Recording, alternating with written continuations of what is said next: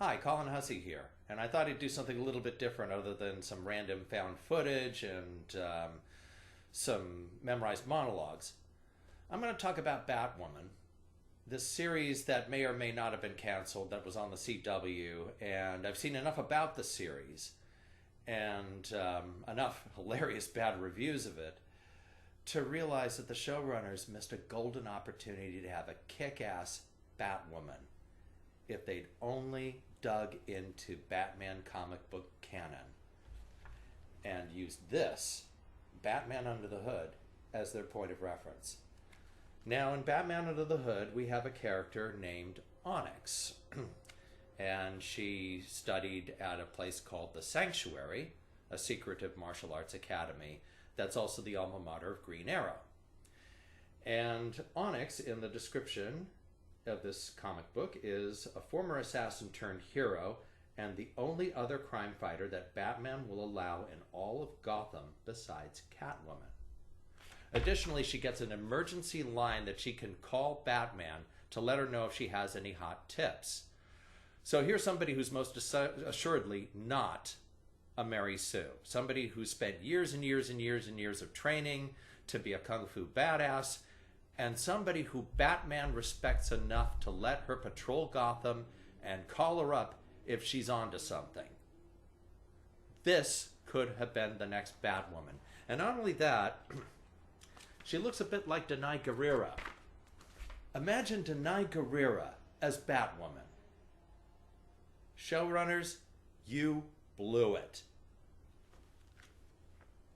Read this comic book and you have yourself a badass black Batwoman who looks like Danai Gurira, who could have been played by Danai Gurira.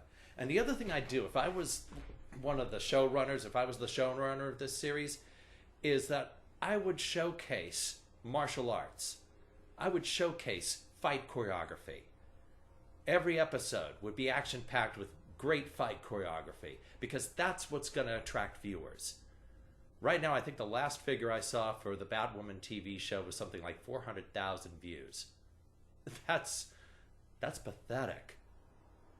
So they could have had a badass Batwoman series with a lot of cool fights if they had just, one, adhered to comic book canon, and two, showcased the fight choreography.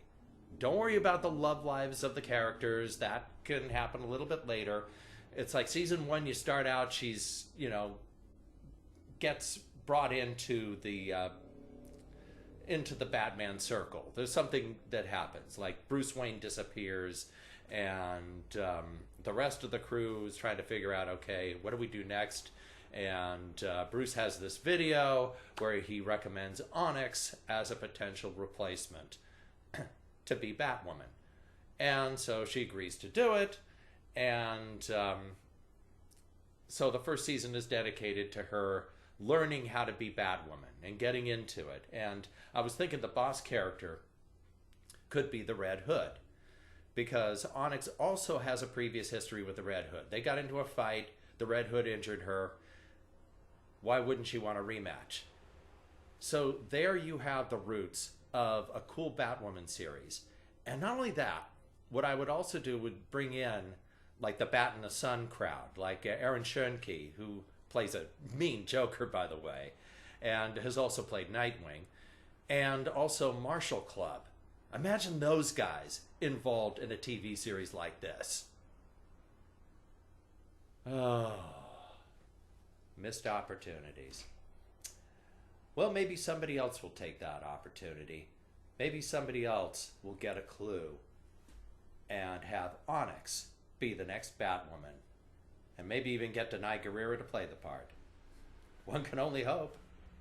Thank you for your time.